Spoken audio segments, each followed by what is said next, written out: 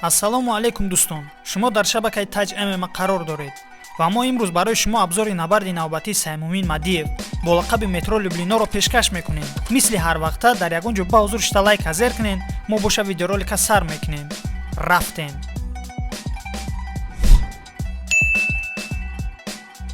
тақрибан як ҳафта пеш вохӯрии Георгий Гаглоев бо Саймумин Мадиев дар ташкилоти Эркаев Батл баргузор гардида буд ва имрӯз бошад аллакай ин муҳориба ба таври пурра дар YouTube канали Арена пешкаши тамошобинон гардид. Хуб дӯстон, шурӯъ мекунем абзори ҷанги тамошобобро.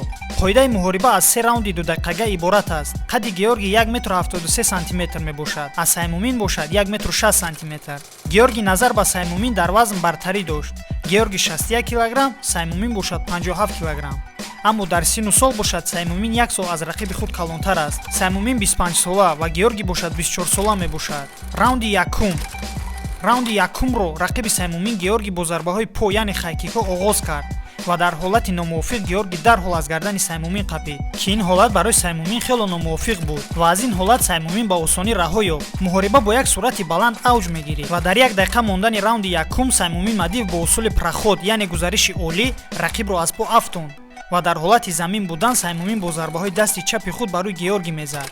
ва боз дар ҳолати дар замин будани рақиб ба Саймумин Мадиев имконияти усули лад додани даст ба миён омад, аммо довари марказӣ ин ҳолатро манъ кард ва ҷанговаронро гуфт, ки дар ҳолати росто, яъне стойка набардро давом диҳанд. раунди дуюм.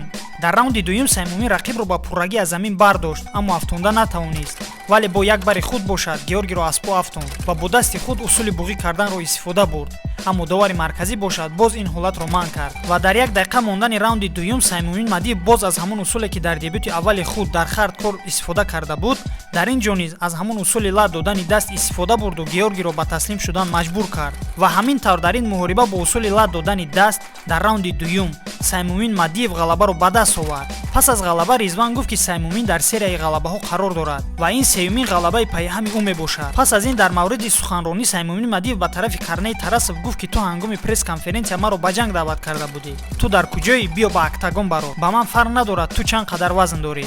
Ман омодаам, ки бо ту ҷанг кунам. пас аз ин Карней Тарасов баромад ва гуфт, ки ин варзишгар дар серияи ғалабаи пайҳам қарор дорад ва ба худ боварӣ зиёд дорад, ки маро шикаст медиҳад. мебинем, ҳамашро муҳориба нишон медиҳад.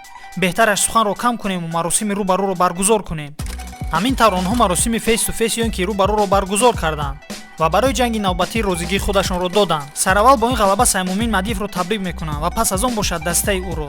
пас аз дастаи ӯ бошад шумо мухлисони поп ММА-ро. ба шумо баромади навбатии Саймумин Мадиев чӣ гуна буд? ҷавоби худатонро дар комментария нависед. ман ҳамаша мехонам ва беҳтариношда лайк мемонам.